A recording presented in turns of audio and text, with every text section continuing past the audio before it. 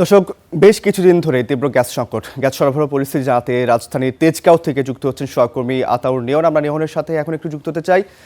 নিয়ন, আপনি নিশ্চয়ই একটি ফিলিং স্টেশনের সামনে অবস্থান করছেন। আপনার কাছে একটু জানতে চাই, যে তীব্র গ্যাস সংকটের কোনো সমাধান হয়েছে কিনা, চালকরা কি বলছে বিষয়ে? গত বেশ কিছুদিন ধরে কিন্তু আমাদের যে ঢাকা রাজধানী সহ সারা দেশেই গ্যাসের একটি সংকট চলছে। বিশেষ করে মহেশখালী টার্মিনালের একটি দুর্ঘটনা ঘটার পরে সেটি সমাধান করার পরে যে বলা হয়েছিল গ্যাস সরবরাহ স্বাভাবিক হয়ে যাবে, সেটি এখন পর্যন্ত আসলে আমাদের চোখে পড়েনি। আমরা এই মুহূর্তে রাজধানীর এই ফিলিং স্টেশনে রয়েছি, তেজগাঁয়ে একটি।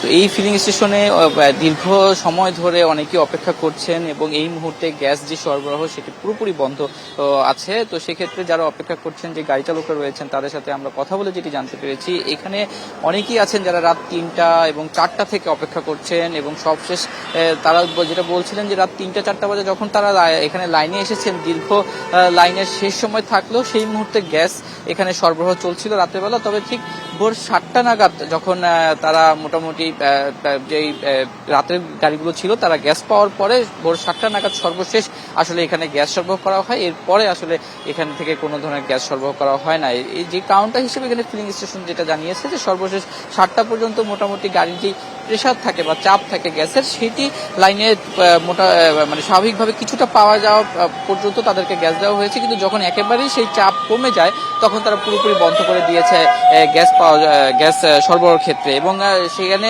তারা বলেছিল সকাল 10টা নাগাদ তারা আবার চেষ্টা করবে, যে যদি গ্যাস লাইনে আসে তাহলে তারা আবার সরবরাহ করবে, এবং সেই চেষ্টাও আসলে ব্যর্থ হয়ে যায়। এখানে সকাল 10:30 নাগাদ যখন চেষ্টা করা হয় তখন একটি সিএনজিতে সর্বশেষ 108 টাকার গ্যাস আসলে তারা দিতে পারে অনেকক্ষণ চেষ্টার পরে। এরপরে আসলে যখন দেখছে যে এখানে আসলে পর্যাপ্ত চাপ নেই, তখন তারা আবার সেই স্টেশনটি বন্ধ রেখেছে গ্যাস সরবরাহ করা। এবং সেই জায়গা থেকে স্টেশনের যে সরবরাহকারীরা রয়েছে বা বিক্রেতারা রয়েছে, তারা যেটা বলছেন যে চালকরা যখন জানতে চাইলো যে আসলে কখন নাগাদ তারা আসলে গ্যাস পাবেন বা পেতে পারেন, তখন তাদেরকে যেটা বলা হয়েছে যে দুপুর 2টা নাগাদ তারা আবার চেষ্টা করবেন। সেই সময় যদি গ্যাস লাইনে থাকে তাহলে তারা আবার গ্যাস বিক্রি করা শুরু করবেন। যদি সেই সময়ও নাগাদ না থাকে তাহলে রাতের 8টা, 9টা, 10টা, এমনকি রাতের 11টা নাগাদও আবার প্রতিদিনের মতো তাদের গ্যাস সরবরাহ শুরু হতে পারে। তো সেক্ষেত্রে যে চালকরা আসলে অপেক্ষা করছেন, যেমন একজন বলছিলেন যে আসলে গতকালকে 4 ঘন্টা অপেক্ষা করে তিনি মাত্র 112 টাকার গ্যাস সংগ্রহ করতে পেরেছেন, এবং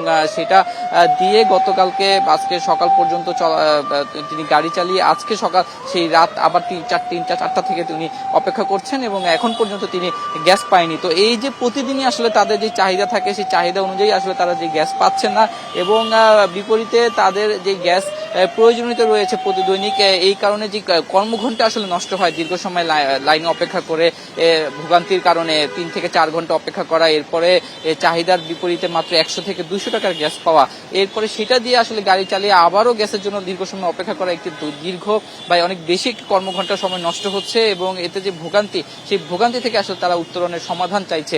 যেখানে বলা হচ্ছে সরকারের পক্ষ থেকে এখনো মহাশয় টার্মিনালটি পুরোপুরি ঠিক হয়নি, এবং যে গ্যাস সংকটগুলো স্টেশনে দেখা যাচ্ছে সেটার আসলে সমস্যাটা কোথায়, যেই পর্যাপ্ত সরবরাহ করা হচ্ছে সেটার যে প্রেশার বা চাপ না থাকা, সেটা কি আসলে লাইনের অন্য কোনো সমস্যা কিনা, সেইটাও আসলে সমাধানের দাবি তুলেছেন যে চালকরা রয়েছেন বা যে যানবাহনের মালিকরা রয়েছেন বা চালকরা রয়েছেন, তারা সেই দাবি জানিয়েছেন। তো সেই জায়গা থেকে তারা বলছেন যে এই যে গত কয়েক বছর আগেও এতটা সমস্যার সমাধান ছিল না, যেটা এই মুহূর্তে তারা সমস্যা সম্মুখীন হচ্ছেন। তো সেই সমাধানটা আসলে সরকার পক্ষ থেকে সঠিক নজরের মাধ্যমে সমাধানের দাবি জানিয়েছেন। তো এই ছিল গ্যাস সংকটের সর্বশেষ তথ্য। আতর, আসলে এই তীব্র গ্যাস সংকটের সমাধান অতি শীঘ্রই হোক, এই প্রত্যাশায় থাকবে। আপনাকে অসংখ্য ধন্যবাদ আমাদের সঙ্গে যুক্ত হওয়ার জন্য।